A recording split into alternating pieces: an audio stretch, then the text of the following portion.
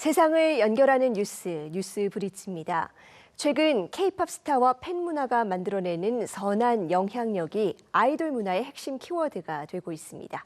K-팝 산업의 ESG 경영, 동아방송예술대학 심희철 교수와 이야기 나눠보겠습니다. 교수님 어서 오세요. 예, 안녕하세요. 최근 이 K-팝 스타와 팬들의 어떤 선한 영향력이 새로운 흐름으로 정착하는 분위기입니다. 그렇다면 이 구체적으로 K-팝의 선한 영향력 어떤 개념일까요? K-팝의 선한 영향력은 아티스트와 팬들이 함께 만들어가는 이 문화입니다.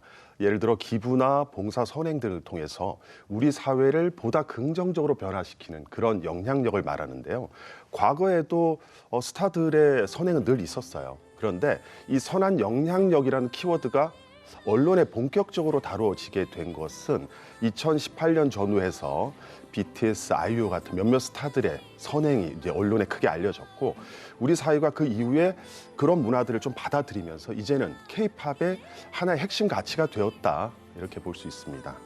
네, 스타들의 선행이 사회적인 의제로까지 확대되었다. 상당히 긍정적인 현상이라고 볼 수 있는데요. 네. 또 하나 이 K-팝의 특징 중 하나가 대중에게 모범이 되는 인성을 중요시한다는 면이라고요. 네, 그렇습니다. K-팝은 출발점부터 서구의 팝과는 약간 차이가 있습니다. 서구의 팝 같은 경우는 개인의 자유와 일탈을 좀 허용하는 스타 중심의 문화라면 K-팝은 청춘의 아픔, 성장과 같이 팬들의 현실적인 문제를 직시하면서 스타로서 모범을 보여야 한다는 어떻게 보면 인성, 도덕성, 겸손 이런 덕목을 요구받기 때문에 이것이 또 선한 영향력의 또 다른 배경이 되었다고 볼 수 있습니다. 예, 그런데 최근 이 K-팝 스타들이 글로벌 리더로 자리 잡으면서 또 이 선한 영향력의 범위가 확대되고 또 책임감도 조금 무거워지고 있는 면이 있죠. 네, 그렇죠. 최근 K-팝의 영향력이 글로벌 무대로 이제 확대되면서 BTS, 블랙핑크, 에스파 등 K-팝 스타들의 글로벌 UN 무대에서 활동이 좀 증가하고 있습니다. 주제를 보면 이제 인종차별이나 탄소 중립 문제 등 국제사회 공통의 문제들을 리더해 나가는 선한 영향력을 미치고 있습니다. 지금 이제는 K-팝의 영향력이 이웃 사랑을 넘어서 지구 사랑으로 확대되고 있다. 이렇게 볼 수가 있습니다. 그런데 이런 문제가 왜 중요하냐면 지속 가능한 지구를 위해서 ESG 경영이 굉장히 강조되고 있는 시점이지 않습니까? 네. 이런 것이 슬로건이나 캐치프레이즈 차원이 아니라 우리 자녀 세대가 살아가는 지구에 노화 시계를 늦추는 생존과 직결되는 문제로 볼 수 있기 때문이죠. 네. 그런데 이런 흐름과는 조금 상반되게 이 K-팝 산업이 ESG 등의 중에서 특히 환경 문제에서는 좀 이슈가 있다는 지적이 있는데 어떻습니까?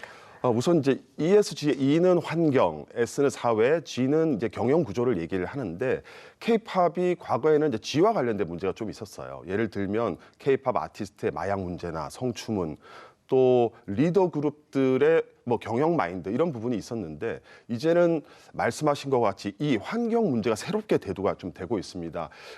이유가 뭐냐면 지금 K-팝의 실물 앨범 판매가 급증하고 있는데요. 이 처치곤란한 CD, 이 어떻게 보면 예쁜 쓰레기라고 하는데 이 문제가 탄소 중립 문제를 볼 때에 새로운 문제점으로 떠오르고 있기 때문입니다. 네, CD가 플라스틱 쓰레기가 되면서 생기는 문제인 것 같은데, 네. 근데 사실 K-팝 음악이 스트리밍 중심으로 대체되면서 CD 판매량은 줄어들었던 것 아닙니까? 네, 맞습니다. 처음에 이제 스트리밍이 등장하고 실물 앨범 판매량이 줄어든 것은 맞는데 언젠가부터 이 CD와 스트리밍 음악이 분리되면서 이 CD가 하나의 그 디자인 상품으로 전환되면서 다시 판매가 늘었습니다. 특히 이제 포토카드를 모으거나 팬미팅 응모권을 받기 위해서 CD를 수십 장, 수백 장 듣지도 않는 이런 CD를 구매하는 이런 현상들이 생겼는데 그게 이제 코로나를 지나면서 기업에서 패키지 마케팅이라고 묶음 판매를 좀 강화를 했는데 그런 효과들이 팬들에게도 좀 자극적인 요소로 작용했다고 볼 수가 있습니다. 예, 그렇다면 해외에서는 어떻습니까? 비슷한 현상이 있습니까? 실제 세계 실물 앨범 판매량은 10년 전에 비해서 지금 한 50% 정도 줄었거든요. 그런데 K-팝은 반대로 5년 동안 400% 이상 이제 늘었어요. 그러니까 수치로 보면 2020년에 4,100 70만 장에서 2020년도가 되면서 70%가 증가되고 점점 증가돼서 작년에는 1억 2천만 장이 판매됐어요. 그렇습니까? 예. 네, 플라스틱이 이제 사용이 되잖아요. 실제 재료로서. 그런데 플라스틱 재료도 5년 동안 지금 현재 14배 정도 증가를 하고 있습니다. 그러니까 엄청나게 지금 판매가 증가되고 있는 거죠. 네, 엄청난 속도인데 그렇다면 이 K-팝 앨범이 구체적으로 환경에 어떤 영향을 미치게 될까요? 우선 이제 CD의 과대한 포장지부터 구성품들이 재활용이 좀 불가능한 그런 환경에 좀 유해한 소재이고요. 그다음에 CD 같은 경우는 자연 분해되는데 100만 년이 걸린다고 합니다. 대부분 이제 소각을 하는데 소각을 하다 보면 굉장히 유해가스가 많이 나와서 탄소 중립 요구에서 볼 때는 굉장히 구시대적 유물로 전락하고 있다 이렇게 볼 수 있고요.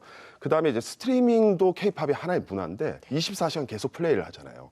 근데 1시간 플레이하면 플라스틱 컵 2.5개, 5시간이면 실물 CD 한 장과 맞먹는 탄소가 배출되기 때문에 이 또한 문제가 돼서 앞으로 재생에너지 사용이 스트리밍 기업의 또 숙제로 다가오고 있습니다.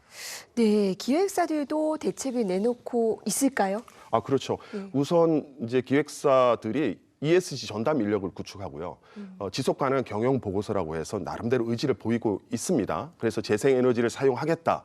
또 탄소 중립의 요구에 캠페인에 가입하겠다 그러면서 앨범에 친환경 소재를 쓰기도 하고 또 뭐 여러 가지 QR 앨범이라고 아이디어 이런 상품들도 내고 있는 그런 어떤 자구책들을 마련하고 있는 상황이라고 볼 수 있죠.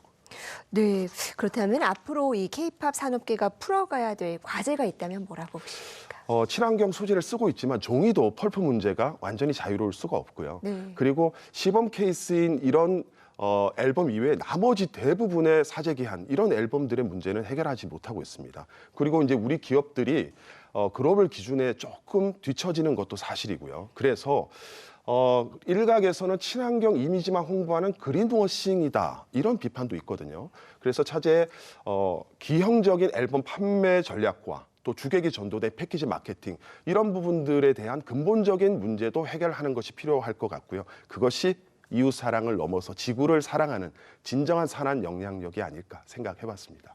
네, 이 지속 가능한 ESG 경영을 통해서 우리 K-팝 산업이 세계 시장에서 더 많이 사랑받을 수 있으면 좋겠네요. 교수님 오늘 말씀 고맙습니다. 네, 감사합니다.